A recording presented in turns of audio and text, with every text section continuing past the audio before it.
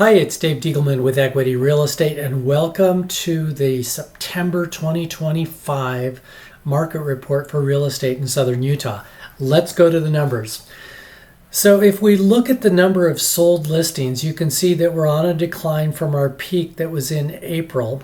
That's normal for the season, but what's encouraging is there were 415 sold listings in August versus 376 in September of last year. So that's great news. If we look at the active listings in comparison to it, we see that the inventory gap between active listings and sold listings is growing. This usually boils down to one thing. We have the volume. We've had a lot more volume of active listings coming on. However, there's a lot of properties that just aren't being marketed well, and they're hanging on the market for a long time, and sometimes until their contract expires. So we did an article on that last month, and we did a blog on it at my website, utahdreamhomes.com. And it's pretty interesting to just kind of look at the harsh reality of that. Listing prices, this doesn't have any relevance to the same type of house in the same neighborhood. It's just what our sold median sales price is. So as of August, it was 519 and some change. And last year at the end of September, it was 490. So that seems to have gone up a little bit. Absorption rate in months.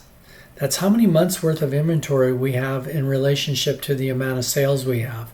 Right now, we're sitting at 5.54. You can see it came down from our peak of 5.65.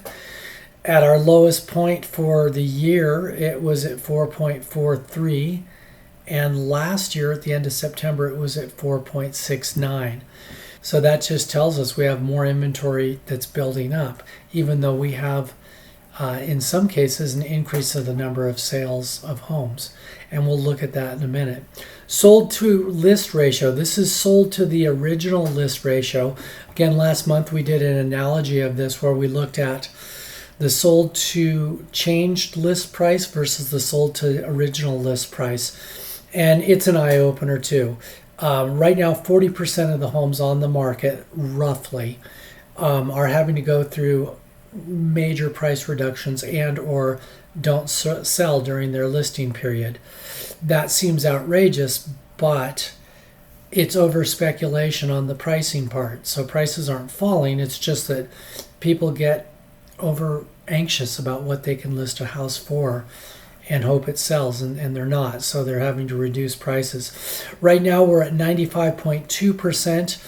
At our peak, we were at 96.2%. So we've fallen a little bit in that, even though this looks like a nosedive, it's not that much, just one percentage point or so. Average days on market, that's fallen a little bit, 74.7 right now. Last year at the end of September, it was 67.3. You can see the longest time on the market was actually in July, or you can see that the longest time on the market was June, and that was at 82 days. So this has become kind of standard. It's important for sellers to realize that it can take a while to market your home. And again, last month when we did that analogy, it clearly showed that the pricing was one of the main issues going on, and marketing. The homes that just didn't show well on the web didn't sell very well. So price volume, this is the number of millions of dollars of inventory that we have sold each month. Almost 263 million closed in August of 2025, and in September of 24 it was 223 million and some change. So we're on an increase there as far as the dollars that are being spent. Let's go down and take a look at the price category of sold listings. You can see the category with the most amount of sold listings is 500 to 749,000. Year to date, we've closed 999, and we're up 13.2%. So the next ones that kind of fall in line is 350 to 399. That's down year to date, 7.7%. And then we have 400 to 449, which is at 3%.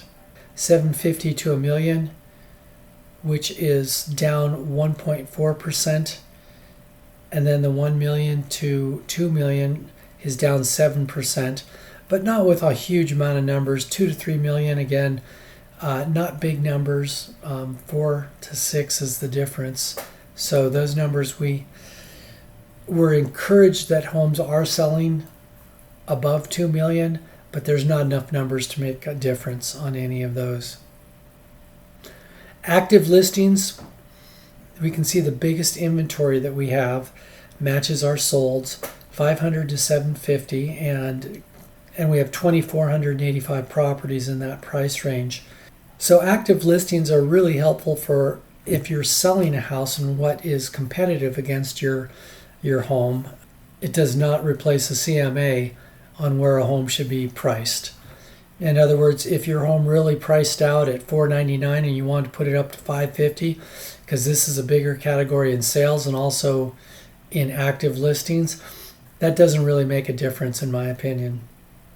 New listings coming on the market, again, we're going to see the 500 to 749 kind of dominate the largest portion of that. This month in our real estate update on the web for Southern Utah, which you can find that link below in the notes there. We have several articles that we look at and several strategies that we look at. We have another article on senior living and senior leveraging reverse mortgages as an investment strategy. This is a great article on just the importance of understanding what reverse mortgages can do if you don't even touch the money in them. So this is actually a way of building up equity and building up income over the next 10 years, let's say, for someone who's over 55. It's an eye-opening article, and if you need referrals to lenders that do these types of things and can explain it better, I certainly have that at my disposal. In case you missed it, last month we had a very helpful article about helping seniors sell without stress. This was important enough for me to leave that link in there again, because selling for seniors is a whole different ball of wax than your person that's in a younger age bracket. So we discuss a lot of the different details that as an agent we go through to help seniors that are kind of unique. The perfect salary, it isn't enough to buy a home, except in 2 states. This is a great article that just shows exactly what income levels have to be and what a good income and how a good income can fall short in the United States. Certainly in southern Utah too.